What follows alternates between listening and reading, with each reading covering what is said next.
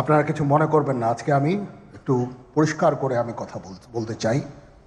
আপনাদের সবার হয়তো ভালো নাও লাগতে পারে, কিন্তু বিশ্বাস করেন, আমার এটা যদি আপনারা গ্রহণ করেন, আপনারা লাভবান হবেন, কোনো ক্ষতি হবে না দেশের। আমার অন্য কোনো আকাঙ্ক্ষা নাই, আমার একটাই আকাঙ্ক্ষা, দেশ এবং জাতিটাকে একটা সুন্দর জায়গায় রেখে ছুটি করা। I had enough. That's last 7-8 months, I had enough. আমি চাই দেশ এবং জাতিকে একটা সুন্দর জায়গায় রেখে আমরা সেনানিবাসে ফেরত আসব।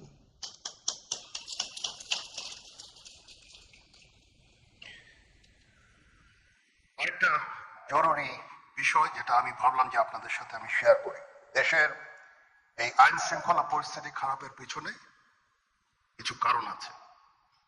প্রথম কারণটা হচ্ছে যে আমরা নিজেরা হানাহানির মধ্যে ব্যস্ত, একজন আরেকজনের বিরুদ্ধে বিষোদ্গারে ব্যস্ত। এটা একটা চমৎকার সুযোগ অপরাধীদের জন্য। যেহেতু আমরা একটা অরাজক পরিস্থিতির মধ্যে বিরাজ করছি, তারা খুব ভালোভাবেই জানে যে এই সময়ে যদি এই সমস্ত অপরাধ করা যায় তাহলে এখান থেকে পরিত্রাণ পাওয়া সম্ভব। সেই কারণে এই অপরাধগুলো হচ্ছে। আমরা যদি সংগঠিত থাকি, একত্রিত থাকি, তাহলে অবশ্যই এটা সম্মিলিতভাবে মোকাবেলা করা সম্ভব হবে। Police, RAB, BGB, TGFI, NSI এগুলো দেশের জন্য অত্যন্ত গুরুত্বপূর্ণ কাজ করেছে অতীতে। খারাপ কাজের সাথে অসংখ্য ভালো কাজ করেছে। আজকে যে দেশের স্থিতিশীলতা, দেশটাকে যে এত বছর স্থিতিশীল রাখা হয়েছে, এটার কারণ হচ্ছে এই সশস্ত্র বাহিনীর বহু সেনা সদস্য, সিভিলিয়ান সবাই মিলে এই অর্গানাইজেশনগুলোকে, অসামরিক সামরিক সবাই মিলে এই অর্গানাইজেশনগুলোকে এফেক্টিভ রেখেছে। সেই জন্য আজকে সুন্দর, এতদিন ধরে আমরা একটা সুন্দর পরিবেশ পেয়েছি। এর মধ্যে যারা কাজ করেছে, যদি অপরাধ করে থাকে সেটা শাস্তি হবে, অবশ্যই শাস্তি হতে হবে, না হলে এই জিনিস আবার ঘটবে। আমরা সেটাকে বন্ধ করতে চাই চিরতরে, কিন্তু তার আগে মনে রাখতে হবে আমরা এমনভাবে কাজটা করব এই সমস্ত অর্গানাইজেশনগুলো যেন আন্ডারমাইন না হয়। আজকে পুলিশ সদস্য কাজ করছে না, একটা বিশাল বড় কারণ হচ্ছে অনেকের বিরুদ্ধে মামলা, অনেকে জেলে। RAB, BGB, DGFI, NSI panicked. বিভিন্ন দোষারোপ, গুম, খুন ইত্যাদি তদন্ত চলছে। অবশ্যই তদন্ত হবে, দোষীদের বিচারের আওতায় আনতে হবে। এমনভাবে কাজটা করতে হবে যেন এই অর্গানাইজেশনগুলো আন্ডারমাইন না হয়। এই অর্গানাইজেশনগুলোকে যদি আন্ডারমাইন করে আপনারা মনে করেন যে দেশের শান্তি শৃঙ্খলা বিরাজ করবে, সবাই শান্তিতে থাকবেন, সেটা হবে না, সেটা সম্ভব না। আমি আপনাদের পরিষ্কার করে বলে দিচ্ছি, এই দেশের শান্তি শৃঙ্খলা রক্ষার দায়িত্ব খালি সেনাবাহিনীর না। 2 লক্ষ পুলিশ আছে, বিজিবি আছে, র্যাব আছে, আনসার বিডিপি আছে, আমার আছে হচ্ছে 30,000 সৈন্য। এদেরকে আমি এই যে একটা বিরাট ভয়েড, আমি এই 30,000 সৈন্য দিয়ে আমি কিভাবে এটা পূরণ করব? 30,000 থাকে, আবার 30,000 চলে যায় ক্যান্টনমেন্টে, আরো 30,000 আসে। এটা দিয়ে আমরা দিন রাত আমরা চেষ্টা করে যাচ্ছি। এখানে যে সমস্ত উচ্ছৃঙ্খল কাজ হয়েছে সেটা আমাদের নিজস্ব তৈরি, এটা আমাদের নিজস্ব ম্যানুফ্যাকচার, আমরা নিজস্ব এইগুলো তৈরি করেছি। এই বিপরীতমুখী কাজ করলে দেশে কখনো শান্তি শৃঙ্খলা আসবে না। এই জিনিসটা আপনাদের মনে রাখতে হবে। ভিশনের ফুলঝুরি মেগা অফারে ফ্রিজ কিনলেই পাচ্ছেন 16 পিসের আকর্ষণীয় গিফট বক্স একদম ফ্রি।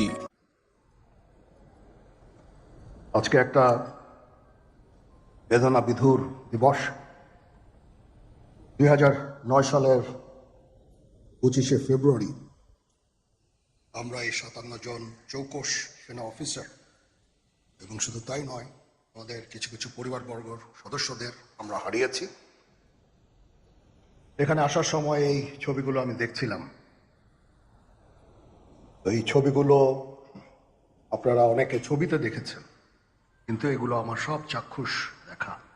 আমি একটা চাক্ষুষ সাক্ষী এই সমস্ত বর্বরতার। একটা জিনিস আমাদের সবসময় মনে রাখতে হবে, এই বর্বরতা কোনো সেনা সদস্য করেনি, সম্পূর্ণটাই তদানীন্তন বিজিবি সদস্য দ্বারা সংঘটিত। Full stop. এখানে কোনো ইফ এবং বাট নাই। এখানে যদি ইফ এবং বাট আনেন, এই যে বিচারিক কার্যক্রম এতদিন ধরে হয়েছে, 16 বছর ধরে 17 বছর ধরে যারা জেলে আছে,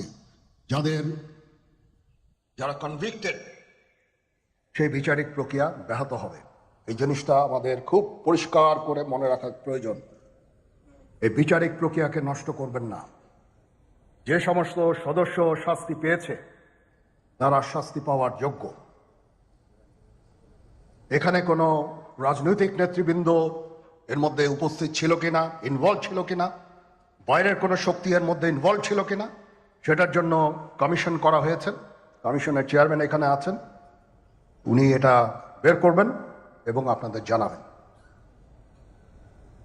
বটম লাইন হচ্ছে যে এই সমস্ত আমাদের এই চৌকস সেনা সদস্য যারা প্রাণ হারিয়েছেন, তারা প্রাণ হারিয়েছেন তদানীন্তন বিডিআর সদস্যদের গুলিতে।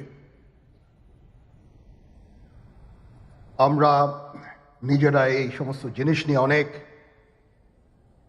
ভিন্ন মত পোষণ করছি। কেউ কেউ এই জিনিসটাকে ভিন্ন খাতে প্রবাহিত করার চেষ্টা করছি। সেটা আমাদের জন্য মঙ্গলজনক হবে না।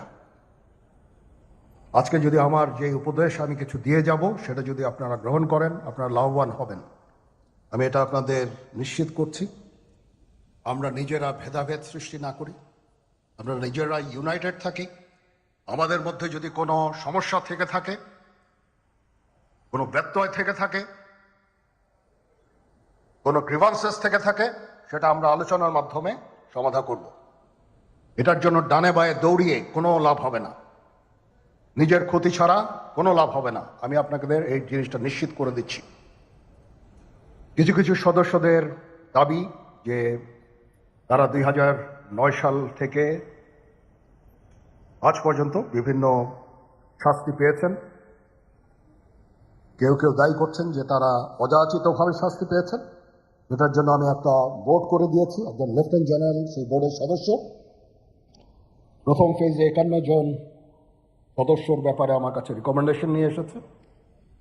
তার রিকমেন্ডেশনের অধিকাংশই আমি গ্রহণ করেছি এবং আরও বেশি আমি দিয়েছি।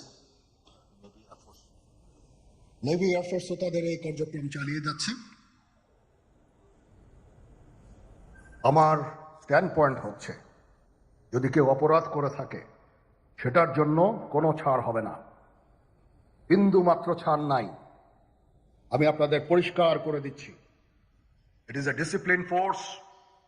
ডিসিপ্লিন ফোর্সকে ডিসিপ্লিন থাকতে দেন। আজকে এই যে দেশের ক্রান্তি লগ্নে সমস্ত বাহিনী, সমস্ত অর্গানাইজেশন বিপর্যস্ত হয়ে পড়েছে। খালি সেনাবাহিনী টিকে আছে, বিমান বাহিনী টিকে আছে, নৌবাহিনী টিকে আছে। কেন? Because of discipline. তারপরে আমি আমার অফিসারকে আদেশ দিয়েছি, যদি সামান্যতম কোনো সন্দেহের অবকাশ থাকে, কোনো কার বিরুদ্ধে যেই অ্যাকশন নেওয়া হয়েছে অপরাধী কিনা, যদি সামান্য কোনো সন্দেহের অবকাশ থাকে, সেটা তাদের ফেভারে যাবে। এটা হচ্ছে আমার ঢালাও নির্দেশ। সেই হিসাবে বিভিন্ন প্রস্তাব আমার কাছে এসেছে। কোনো কোনো প্রস্তাবে আমি আরো আমার নিজে থেকে যোগ করে আরো বেশি আমি দিয়েছি। এভাবে পর্যায়ক্রমে অফিসাররা অ্যাপিয়ার করবে, আসবে, এবং তাদের এই জিনিসগুলো আমরা দেখব। দেখে যদি মনে হয় যে তাদেরকে করার অবকাশ আছে কিছু, অবশ্যই আমরা করব। এটা ন্যায় নীতিতে আমরা প্রতিষ্ঠিত থাকব ইনশাআল্লাহ। আপনারা কিছু মনে করবেন না, আজকে আমি একটু পরিষ্কার করে আমি কথা বলতে চাই। আপনাদের সবার হয়তো ভালো নাও লাগতে পারে, কিন্তু বিশ্বাস করেন, আমার এটা যদি আপনারা গ্রহণ করেন, আপনারা লাভবান হবেন, কোনো ক্ষতি হবে না দেশের। আমার অন্য কোনো আকাঙ্ক্ষা নাই। আমার একটাই আকাঙ্ক্ষা, দেশ এবং জাতিটাকে একটা সুন্দর জায়গায় রেখে ছুটি করা। I had enough. Was last 7-8 months I had enough. আমি চাই দেশ এবং জাতিকে একটা সুন্দর জায়গায় রেখে আমরা সেনানিবাসে ফেরত আসব।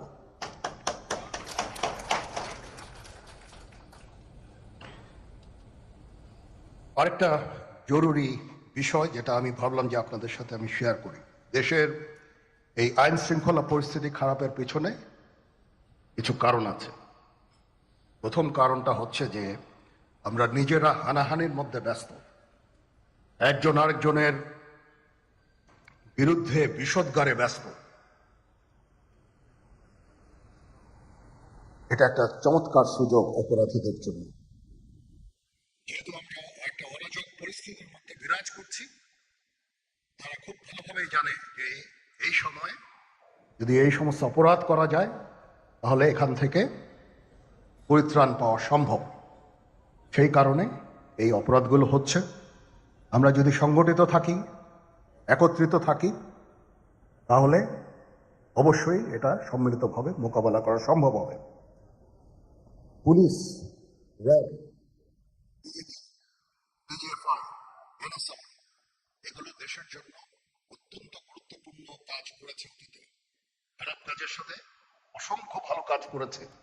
আজকে যে দেশের স্থিতিশীলতা, দেশটাকে যে এত বছর স্থিতিশীল রাখা হয়েছে, এটার কারণ হচ্ছে এই সশস্ত্র বাহিনীর বহু সেনা সদস্য, সিভিলিয়ান সবাই মিলে এই অর্গানাইজেশনগুলোকে, অসামরিক সামরিক সবাই মিলে এই অর্গানাইজেশনগুলোকে এফেক্টিভ রেখেছে।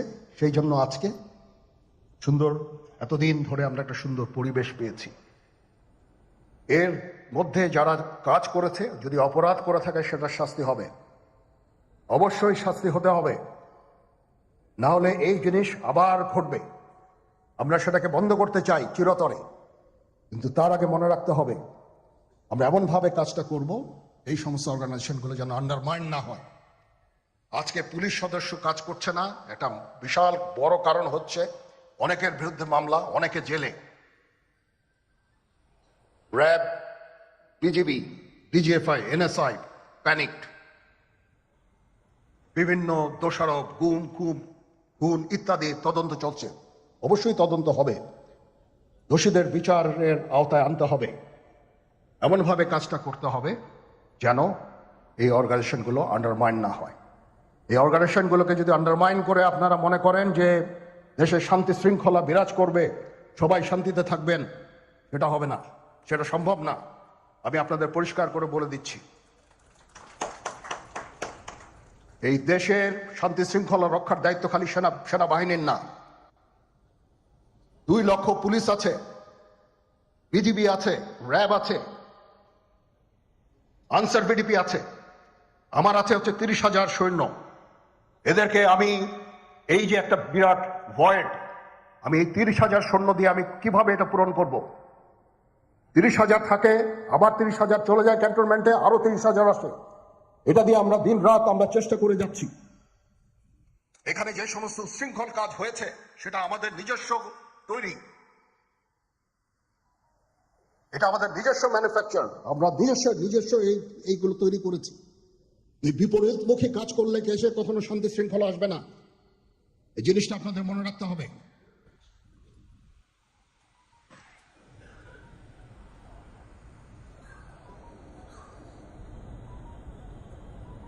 তদন্ত কমিশন হচ্ছে আবার আরেকটা, আমাদের সর্বদা আমরা চেষ্টা করব তদন্ত কমিশনকে সহায়তা করতে। যে ধরনের সাহায্য সহযোগিতার প্রয়োজন হয় আমরা করব।